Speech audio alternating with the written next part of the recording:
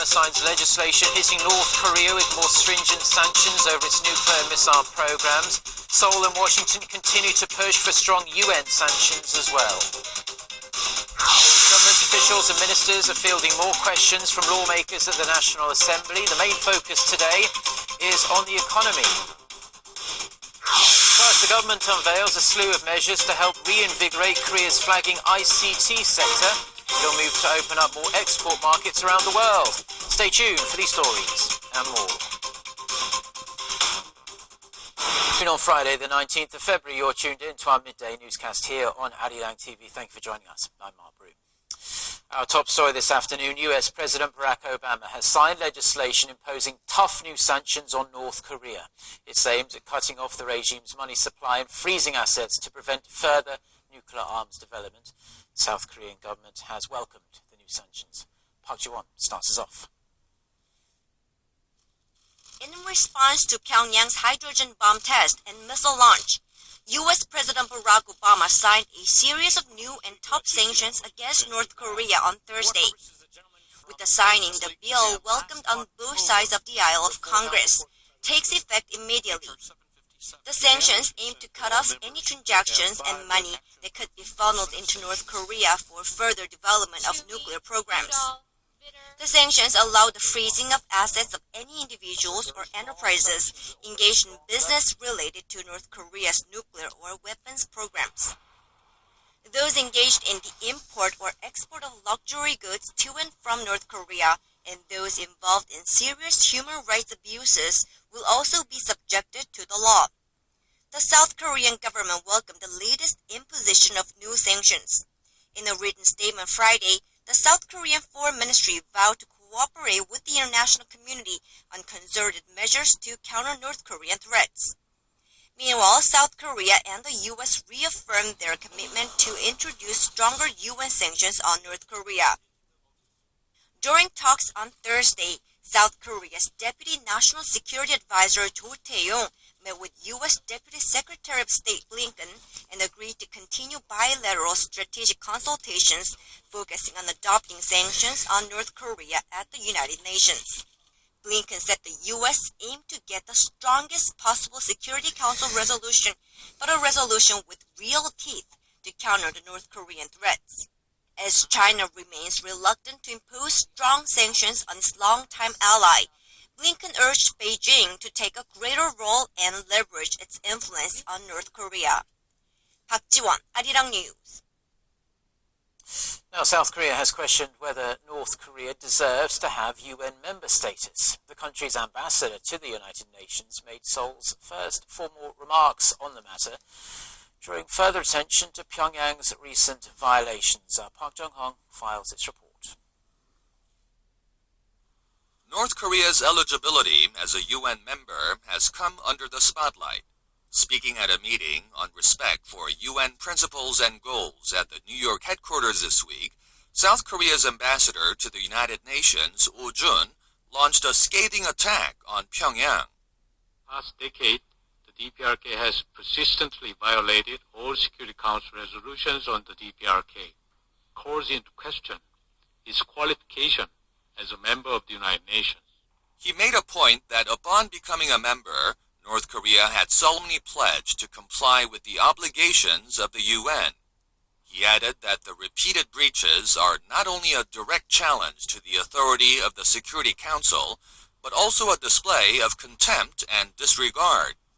Concluding his remarks, he called for the Security Council to adopt a, quote, robust and comprehensive resolution against the regime for its latest provocations. The rebuke was echoed by South Korea's Deputy Ambassador Han Chung-hee at a special committee of the UN Charter. In response, North Korea's representative to the UN claimed the Security Council does not have the right to ban the peaceful launch of a satellite aimed at defending North Korea's sovereignty and developing the economy. Most of the international community sees Pyongyang's satellite launch as a cover for a long-range ballistic missile test. This marks the first time South Korea has formally taken issue with North Korea's UN status since both Koreas became members in 1991. Park Jung-hong, Arirang News. Internal documents outlining North Korea's plans to operate the Kaesong industrial complex on its own have been made public. Seoul's Unification Ministry says it has always been aware of the North's clandestine plans. Park Se-young has more. South Korea's Ministry of Unification acquired internal documents written by the North's ruling Workers' Party of Korea in 2006, 2 years after the opening of the Kaesong industrial complex. It outlined the plan to run the complex on its own by kicking out South Korean companies and urging workers to acquire the necessary skills to manage the facilities. The documents also called South Korea the enemy of the North. The ministry confirmed the papers revealed on Friday by South Korean broadcaster KBS were known to authorities not long after they were written. Another set of documents outlined that North Korea's 6th Division troops in charge of the Kaesong area received intensive ideological indoctrination to prevent them being, quote, contaminated by capitalistic influences. According to KBS, this hints at Pyongyang's concerns that South Korean thoughts and culture could influence the North through the complex. Seoul closed the complex earlier this month following North Korea's 4th nuclear test and firing of a long-range missile. Park Se-young, Arirang News. Now, South Korean police have heightened security for a North Korean defector after Pyongyang reportedly ordered he be assassinated. Police say they have stepped up security for the vice president of the Institute for National Security Strategy, Go Young-hwan, after receiving intelligence from a source familiar with North Korean affairs. Now, armed guards will be assigned to Go 24 hours a day for his personal protection. Now, Mr. Go, who is a former diplomat at North Korea's embassy in the Congo, defected to South Korea in the early 1990s. South Korean authorities are taking no chances after Seoul's spy agency warned on Thursday that North Korea was preparing to carry out attacks in South Korea. Lawmakers at South Korea's National Assembly are quizzing government officials again on this Friday, the second day of a 2-day interpellation session. Questions this morning focused on what the government is doing to breathe fresh life into the rather sluggish economy. Lawmakers from the ruling and opposition parties have been questioning the officials on their efforts to counter external economic threats, such as the slowdown in China and more potential rate hikes in the United States. Seoul's shuttering of the N.Korean Kaesong industrial complex and the status of pending economy-related bills have also been under the spotlight. We'll bring you all the details in our next newscast. Now, there are just over 7 weeks remaining before Koreans head to the polls for a general election. But there is a huge problem. The electoral map has yet to be set. The situation is becoming more and more urgent by the day, but the rival parties remain at odds over how to carve up the constituencies. Jim Gill with the details. The ruling Saenuri Party blamed the main opposition, the Minju Party of Korea, on Friday for insisting on passing the constituency bill first, when people's livelihood should be top priority. It seems the Minju Party of Korea is more focused on the upcoming election than national security and people's livelihoods. They need to get their priorities straight. The ruling party stressed that passing the counterterrorism bill and the bill on improving North Korea's human rights is critical to the safety of the people, and urged the opposition party to normalize parliamentary affairs. The presidential chief of staff Lee Byung-gi also visited the National Assembly on Friday and urged passage of the terrorism prevention bill. However, the Minju Party criticized the ruling party for not being able to distance itself from the presidential office. Linking the key bills to the constituency bill clearly shows that the Saenuri Party is taking its cues by the presidential office of Cheongwade. Floor leader Lee accused the ruling party of linking key bills to the constituency bill for political gain, and stressed the need to first redraw the now void electoral boundaries. The current electoral map became invalid at the end of last year. Since then, the two parties have tentatively agreed to have 253 district constituencies plus 47 proportional representatives to fill the 300-member legislature. Assembly Speaker Chung Lee-hwa has set next Tuesday as the deadline to pass the constituency bill. Meanwhile, the ruling Saenuri Party began the screening process for the 122 candidates on Friday who have applied to run on the party ticket in the upcoming general election. The party's nomination committee will examine documents and conduct interviews to weed out candidates that lack qualifications to become lawmakers. 심영길, 아리랑 뉴스. News that North Korean leader Kim Jong-un may have ordered the regime's military and intelligence agency to intensify preparations for terror attacks on South. We are going to start with news that North Korean leader Kim Jong-un may have ordered the regime's military and intelligence agency to intensify preparations for terror attacks on South Korea.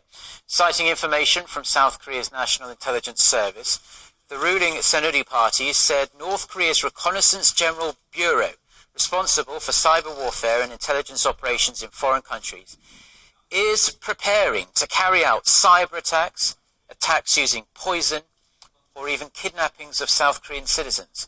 The report was made today during an emergency security meeting between the government and ruling party. The government reported that the draft resolution on North Korea, currently in progress at the UN Security Council, is expected to be passed by the end of the month. Peninsula. South Korea says North Korean leader Kim Jong-un recently ordered preparations for launching terror attacks on South Koreans. This is why Seoul's presidential office is asking for a quick passage of an anti-terror bill in parliament. Our Song Ji-sun from the nation's top office of Cheongwade. North Korea is intensifying preparations to carry out various terror attacks on the South. That's what South Korea's spy agency reported at an emergency security meeting with the parliament on Thursday. The possible attacks, which have likely been ordered by North Korean leader Kim Jong-un, could range from cyber and biochemical terror to even abduction of South Korean government officials. On these possibilities, the presidential office of Cheongwade urged for preparations beforehand, saying that it is no use to mend a barn after the horse is stolen. It's a pity that the National Assembly has yet to pass the counterterrorism bill, which can effectively tackle terror threats from North Korea or other international terrorist groups. The call follows President Park's remarks to lawmakers during her parliamentary address a couple of days ago. 그 과정에서 북한이 각종 도발로 혼란을 야기하고 남남 갈등을 조장하고 우리의 국론을 분열시키기 위한 선동을 강화할 수도 있습니다.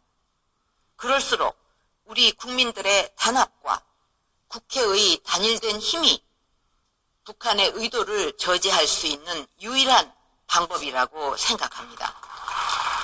With North Korean terror attacks becoming more likely to happen anytime soon, the presidential office called on lawmakers to help establish a systematic and legal ground to guarantee the protection of the people and assets of the South. 송지선, 아리랑 뉴스.